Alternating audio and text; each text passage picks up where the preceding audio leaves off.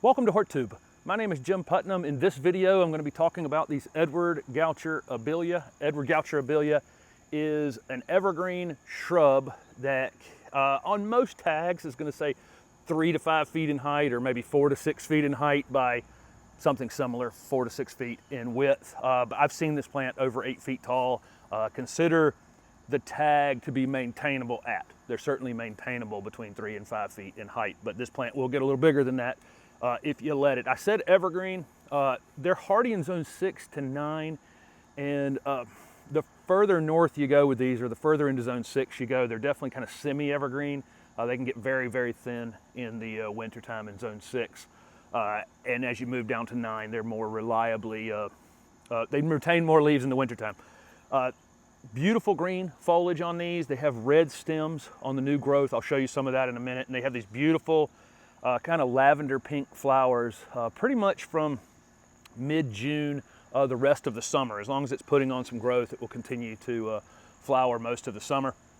I have some Leyland Cypress. I planted 2 of them that were left over on a landscape job years ago. And they're doing what all Leyland Cypress do. They get to a certain height and then they start thinning out at the bottom. So they're like a great screening plant if you're 20 feet tall, but if you're only 6 feet tall, you can see right through the bottom of them. I'll show you that in a minute. So I'm under planting, well, I'm coming out from them a little bit, and I'm planting 4 of these Edward Goucher Abelia. There's a patio going in front of that in the future. I'm kind of sticking with a theme on this side of my yard of plants that are good for pollinators. I brought this over here because I'm next to this salvia, which is in bloom, and there are bees buzzing all around me right now.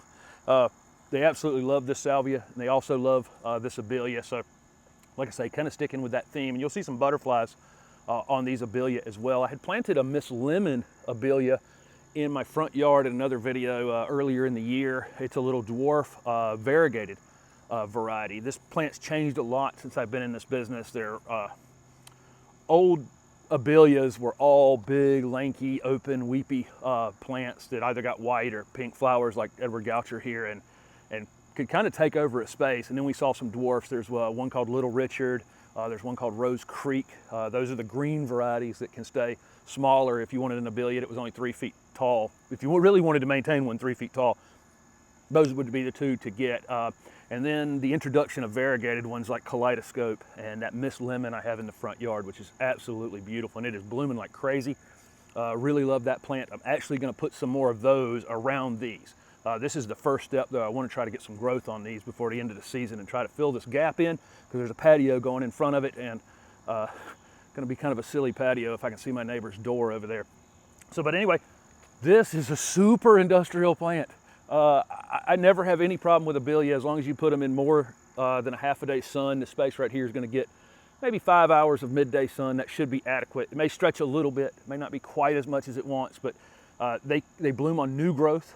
So they bloom reliably every year, and they can be pruned in the late winter, fertilized in the late winter.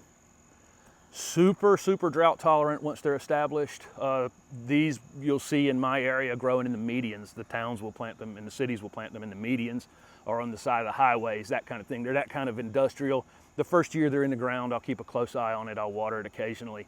It's a slightly raised space back there where I had built a small retaining wall, so I know it'll drain pretty well over there. So I may drag a water hose to it a few times over the rest of this summer. Once it's in over the winter, I don't think I'm going to have to do much to it in the future. Insect resistant, pest resistant of all kind, really. You don't get many things on Abelia, and they're pretty much, let's call them deer resistant. I've never seen deer mess with Abelia. So here's a typical Leyland Cypress, beautiful up here at the top, probably 30 feet tall now, maybe a little more even. And I'll come all the way down here to the bottom, and the bottom 6 feet you can see through like this. I've got several lines of these in my neighborhood, other neighbors that have rows of these, and it's the same thing. I can see right through the bottom of it.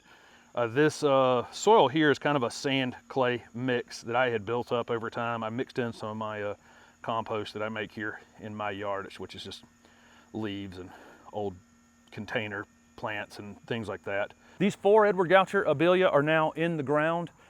They have a growth habit that's kind of open and wispy and weeping, and I would encourage you to allow that to happen. If you're using Edward Goucher, just plan on it getting 5 or 6 feet, and allowing it to take that natural shape. It's a pretty plant like that. A lot of people get them and then just kind of try to keep them 3 feet, you know, prune them and prune them and prune them, and they just never take that natural weepy form. It's quite beautiful. If you need one that's only 3 feet tall, like I say, there's one called Little Richard and there's one called Rose Creek. Those are probably the 2 varieties that would fit the space. I'm trying to get these up, you know, right in the 6 foot range, which they'll do pretty quickly. They'll take off next spring pretty daggone quickly. Abelia is not slow, and they will grow the first year and bloom the first year.